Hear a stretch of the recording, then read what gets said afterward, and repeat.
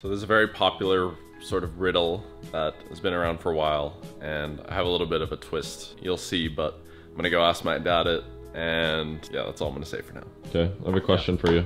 Yeah. You're running a race, hypothetically. You're running a race. Like hypothetically, it means you're not really running a race, you just pretend. Yeah, it's a question for you. You pass the person in third place. What place are you in? You pass the person in third place. Well, if you run past the third person, it means you're in second place. So there's 3 people. This guy's in third. Oh. Oh, it's a trick question, actually. No, there's no trick. Oh, no. Just the question. You're saying that it's an intelligent kind of calculation? I asked you this question months ago. That if you're running a race and you pass the person in third place, what place are you in? First place. You pass the person in third place. I would be in my second, no? Hey look, Third. Boba's in first, Yeah. Nyla's in second, Yeah. I'm in third. Yeah. And you run, You pass. come here. So you don't count the third person. Well, you're I'm running, passing we're him in running, third. And now you're passing me. Yeah. So what place are you in now? Look, I'm- dogs are there. What place are you I in? would be in my third place. Yeah. Yes. So you would take first, to second, and third. And I said, I guarantee you if I ask my dad the same question, he's gonna answer it wrong again. The Buddha says think about things in the moment, so don't think about the past. So if I get it right or if I get it wrong, who cares? No. I'm gonna ask you this question in a couple months again. I'm just warning you. Well, you can ask me again. No, it's gotta be some time first. I might get it right this time. Friend actually has a exotic snack company, Senzu Beans. If you ever watch Dragon Ball Z, where they're like hurt in battle or they need to heal, he's just supposed to magically heal you.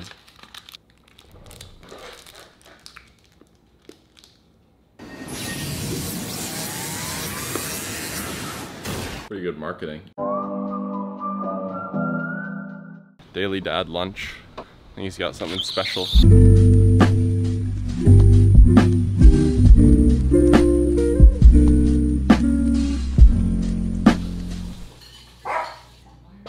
So you may be wondering, you can probably guess, and especially by the bear closet, that we are actually moving. So won't get into the specifics of it yet because we have like a little tour once we move and everything, but we are moving pretty soon. There's no official day, but just been busy packing everything up, but I'm excited. And I think it'll be really fun. So, because if you saw my last vlog, you were probably wondering why are they selling all those shoes. So those were actually shoes in storage. Check out Sis Grailed if you didn't see that video. A bunch of shoes from Levi and Kai that Sid is actually selling on her Grailed, so check it out. And there's actually a cool pair here, which obviously aren't selling, but this is a pair of OVO 8s that is actually the pair of OVO 8s that Drake wore on stage during OVO Fest. So this was the year when he had his beef with Meek Mill, kind of an iconic moment when he came out to all the memes. This was the shoe he was actually wearing. As you can see on the tag, it says promo sample, pretty cool. So those aren't for sale, but check out Sid's Grailed if you want to see a bunch of shoes for sale. I miss living here. If you want a very brief timeline of my whole life, I essentially— oh shit!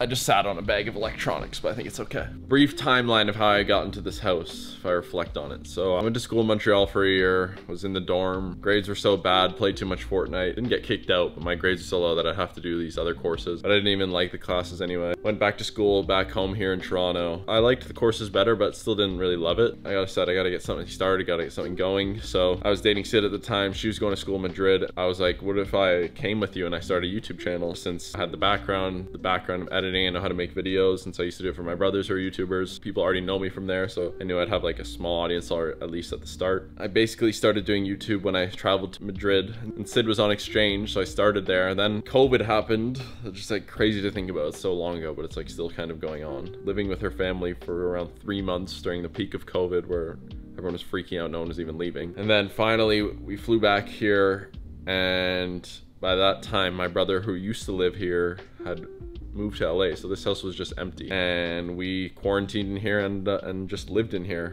from that point on, which is kind of crazy. Maybe I'll do a little emotional montage of my travels here. If I do not find somebody soon, I'll blow up into smithereens and steal my tiny symphony. I'll up and down and say these streets, but time to put my mind. It is like finishing this melody. This feels like a necessity, so this could be the death of me.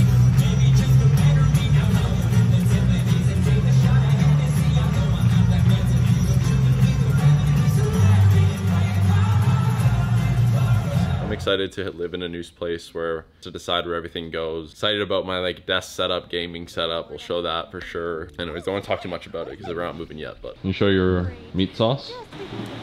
Organic grass-fed. Grass-fed. I actually put a little bit nutmeg in there. Lots of onion. You get white wine.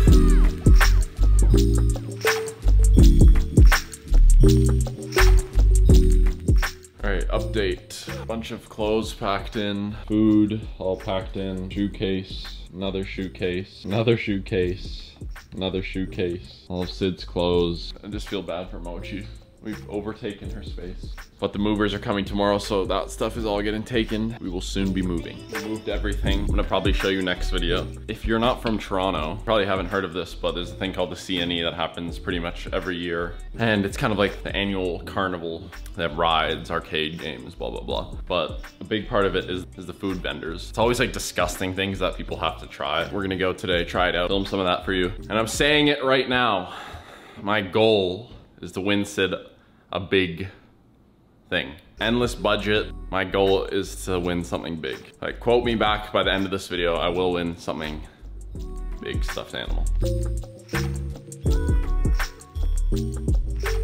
General admission, 25 bucks. It's already $50 in the hole, add that to the counter. So I've heard this game is the most rigged one of all. I watched that guy, Mark Rober, his video, and he said this one is the most rigged, basically impossible. We have to stand the bottle up, 4 games, 4 tries, $20.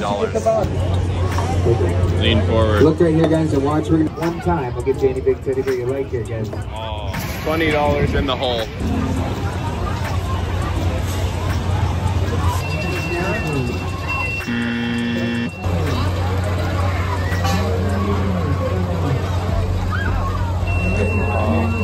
That game is literally rigged because when they do it, they make it look so easy because from the side that they're doing it, spinning towards them.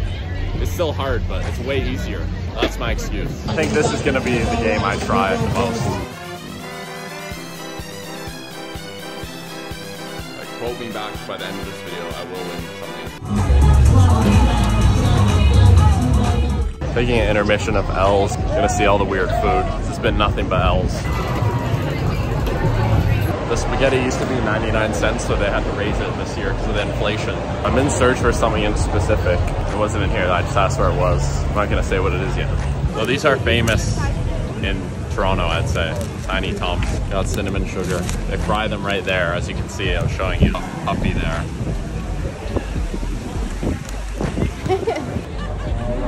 So this is what I saw people talking about. I know it's gonna be disgusting, but I'm gonna try just for the sake of the video. You try first. I'm not trying. It's a little try. Me? Oh my god. It's clickbait. It literally smells like ketchup. It Look at the rim, mate. Let's show the rim. They rim it in ketchup. So nasty. It's actually not that bad. It's not even that bad. No, it's not bad. The rim is disgusting though. This was $12 too. It actually is disgusting. Taste in my mouth still, it's disgusting. And to make it worse, every booth we walk by, they're like picking on me. They're like, hey, tall guy, you can win this for sure.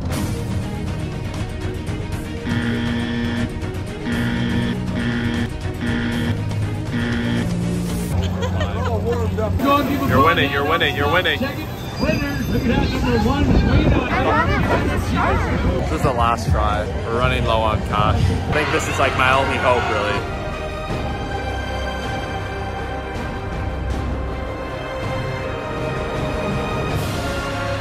Last shot.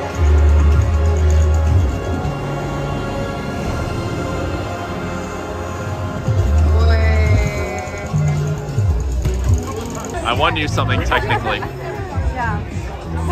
Pay to win. Essentially, this Jigglypuff costs $300. The most expensive Jigglypuff in the world. And the way we won it was darts. And we didn't record it because it was basically, you just pay and you win. So I feel shame. We both did really well at darts though. I didn't miss a dart though, actually, so. Technically, if there was rewards for it, I would have won. I'm gonna get some real food now though, from a food truck.